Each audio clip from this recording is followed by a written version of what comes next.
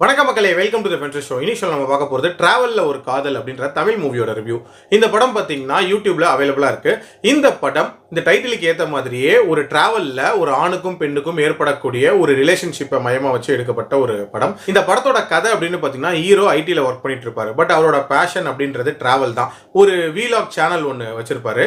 ஹீரோயினை பொறுத்த வரைக்கும் ஒரு எஃப்எம்ல ஆர்ஜேவா இருப்பாங்க.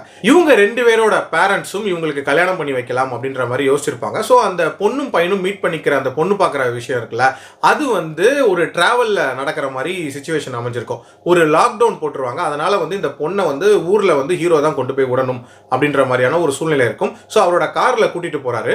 அந்த கார் ஜேர்னியில் என்னென்ன மாதிரியான சம்பவங்கள் நடக்குது, என்னென்ன மாதிரியான கான்வர்சேஷன்ஸ் உண்டாகுது, கடைசியாக இவங்க ஒன்று சேர்ந்தாங்களா இல்லையா அப்படின்றத இந்த படத்தோட கதை.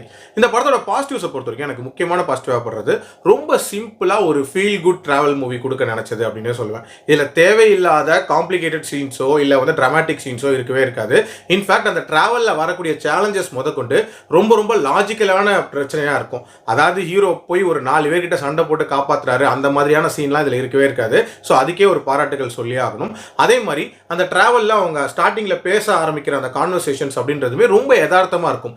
2 ஸ்ட்ரேஞ்சர்ஸ் பேசிக்கிட்டா எப்படி இருக்கும் ஆரம்பத்தில், அந்த மாதிரியான ஒரு ஃபீல் தான் கொடுத்துச்சு அப்படின்னே சொல்லுவேன். அதே மாதிரி அந்த ஜேர்னியை வந்து ரொம்ப ஸ்மூத்தாக டிசைன் பண்ணாததுமே வந்து ஒரு பாராட்டுக்குரிய விஷயம். ஏன்னா லைஃப்பில் என்றைக்குமே வந்து ஒரே பாசிட்டிவான விஷயங்கள் மட்டும் நடக்காது, சில நெகட்டிவான சம்பவங்களும் நடக்கும். ஸோ அதை எப்படி வந்து ஒரு கப்பலாக இவங்க ஃபேஸ் பண்ணுறாங்க அப்படின்றத காட்டுற மாதிரியான ஒரு சீக்வன்சஸை கிரியேட் பண்ணியிருப்பாங்க. ஆல்சோ இந்த படத்தில் வந்து மியூசிக் அப்படின்றது ஒரு மிகப்பெரிய ப்ளஸ்ஸாக இருந்துச்சு. இன்ஃபேக்ட் பிஜிஎம்மும் நல்லா இருந்துச்சு அண்ட் சாங்ஸுமே இந்த படத்துக்கு ஒரு மிகப்பெரிய பேக் போன் அப்படின்னே சொல்லுவேன். அதே மாதிரி இவங்க டிராவல் பண்ணுற ரூட் அப்படின்றது அந்த பெங்களூர் மைசூர் ரூட். ஸோ அது ரிலேட்டடான சீன்ஸ் அப்படின்றதுமே நல்லா எடுத்திருப்பாங்க.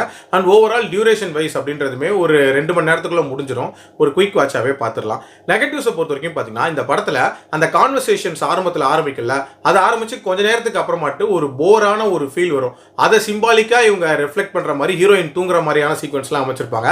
ஸோ அது ரிலேட்டடான காட்சிகளை இன்னும் கொஞ்சம் இன்ட்ரெஸ்டிங்காக ப்ரெசென்ட் பண்ணியிருந்திருக்கலாம். இன்னுமே அந்த கான்வர்சேஷனை கொஞ்சம் சுவாரஸ்யமாக அமைச்சிருந்திருக்கலாம். அதே மாதிரி இந்த படத்தோட கிளைமேக்ஸ்லையும் ஒரு சின்ன டிராமா மாதிரி கிரியேட் பண்ண யோசிச்சிருப்பாங்க. பட் அது கொஞ்சம் ப்ரெடிக்டபிளாக தான் இருந்துச்சு. அது மட்டும் இல்லாமல் ஹீரோயின் ஆர்ஜேங்கும் போதே அந்த கிளைமேக்ஸ் இப்படி தான் இருக்குமோ அப்படின்ற மாதிரி நம்ம ப்ரெடிக்ட் பண்ணிடலாம். மற்றபடி இந்த படம் வந்து ஒரு குவாலிட்டியான படம் தான். நீங்கள் பெரிய லெவலில் ட்ராமாலாம் எதிர்பார்க்குற ஆளாக இருந்தீங்கன்னா இந்த படம் உங்களுக்கு அந்த அளவுக்கு செட் ஆகாது. ஏன்னா ஒரு சிம்பிளான ஒரு டிராவல் மூவி தான். பட் என்ன பொறுத்த வரைக்கும் கண்டிப்பாக ட்ரை பண்ணி பாருங்க அப்படின்னு தான் சொல்லுவேன். என்னோட ரேட்டிங் இந்த படத்துக்கு 3 out of 5. அடல்ட் கண்டென்ட்லாம் இல்லை. ஸோ தாராளமாக பார்க்கலாம். மீண்டும் மருத்துவ விமர்சனத்தில் சந்திக்கிறேன். நன்றி, வணக்கம்.